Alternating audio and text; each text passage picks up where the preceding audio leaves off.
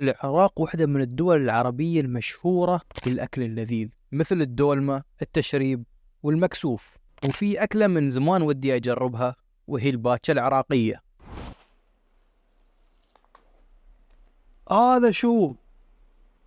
في عيش داخله. ثاني شيء، هذا شو؟ نقول بسم الله.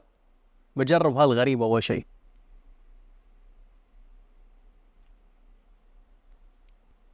والله طعمه ما أعرف كيف الصراحة. زين، هذا داخل في عيش حلو، بس اللي برا شو هذا الجلد.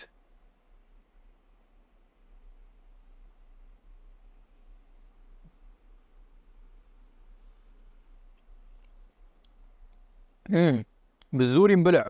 على موضوع هالقطعة، شكليا أتوقع أن هذه المعدة، لكن هذا والله ما أعرف شو. غريب غريب. وحتى يا أخي الجلد هذا اللي برا مطاطي.